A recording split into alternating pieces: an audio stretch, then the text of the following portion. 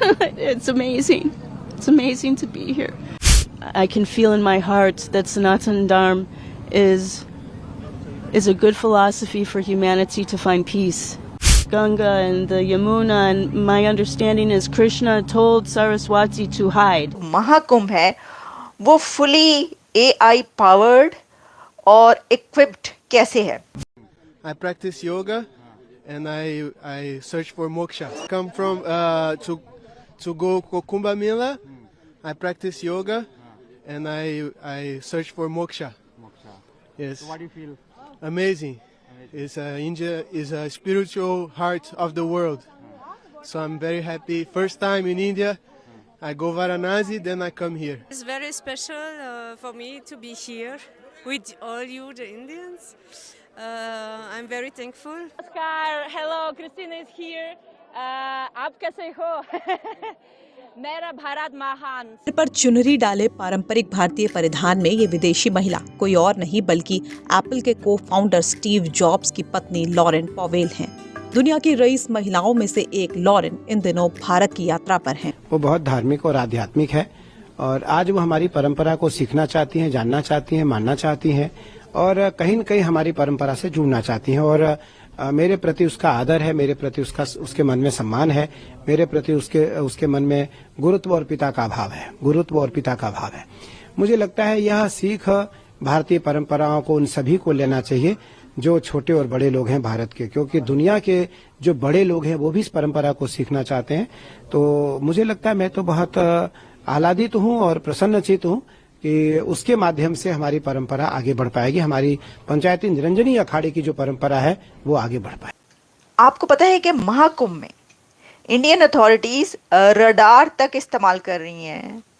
वहां पर ड्रोन्स इस्तेमाल किए जा रहे हैं और ड्रोन्स यूजेज जो होगा फिर उसके लिए उनकी सर्वेलेंस के लिए रडार भी यूज किया जा रहा है।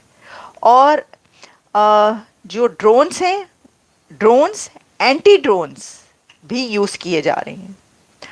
अंडर वाटर ड्रोन्स का भी यूजेज होगा महाकुंभ में और वाटर एम्बुलेंसेस भी यूज की जाएंगी महाकुंभ में। तो fully futuristic and fully AI powered equipped ये महाकुंभ होने जा रहा है। मैं देख रही थी किसी ने ये भी कहा कि 144 साल के बाद 144 ईयर्स के बाद शायद ये महाभारत के बाद सबसे बड़ा ऐसी गैदरिंग होगी। कोई तो ये भी कहता हुआ दिखाई दिया।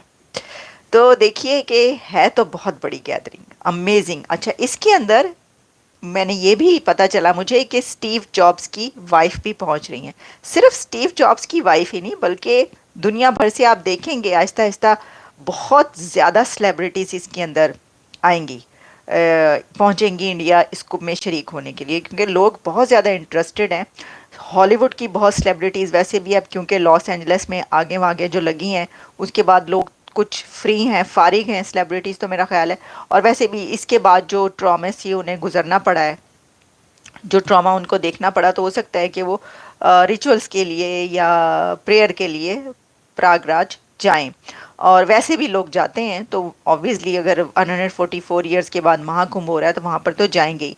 तो ये मैं आपको बताना चाहती थी कि ये जो है एक ऐसा मेला है कि जिसके अंदर अब इंडिया अपनी AI पावर शो करेगा। अपनी जो टेक पावर है वो तो खैर पूरी दुनिया को मालूम ही है, लेकिन इस फेस्टिवल के अंदर किस तरीके से उसने जो है इसको हर तरह के जो इक्विपमेंट है उसका इस्तेमाल हमें नज़र आएगा।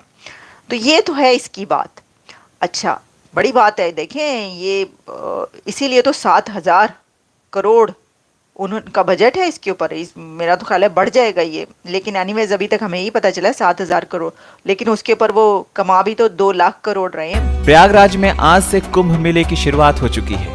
गंगा, जमुना और अदृश्य सरस्वती के संगम में लाखों श्रद्धालु अपनी आस्था और भक्ति की डुबकी लगा रहे हैं। चारों ओर मंत्रोच्चार, धूप की सुगंध और शंखनाद के बीच एक ऐसा माहौल है मानो स्वर्ग धरती पर उतर आया हो। इसी दिव्य माहौल में एक समूह विदेशी श्रद्धालुओं का भी है जो दूर दूर से भारत की इस आध्यात्मिक धरोहर का अनुभव करने आए हैं। इन विदेशी चेहरों पर अगर आप नजर डालेंगे ना, तो भक्ति और जिज्ञासा का अनूठा मिश्रण आपको नजर आएगा। इनके हाथों में श्रीमद् भागवत गीता, माथे पर चंदन और होठों पर जय गंगे मैया की जयकार है। ये जब डुबकी लगाने के लिए आगे बढ़ते हैं ना, तो हाथ जोड़कर कहते हैं सनातन धर्म की जय हो। उनकी आवाज में श्रद्धा नजर आएगी, आंखों में विश्वास नजर आएगा और साथ ही यहाँ के श्रद्धालुओं को देखकर उनके आंखों से कई दफे आंसू भी गिरने लगते हैं। एक अन्य विदेशी भक्त का कहना है कि उसने दुनिया के कई देशों का भ्रमण किया है, लेकिन जो शांति और ऊर्जा उसे भारत में मिलती है वो कहीं और नहीं मिलती।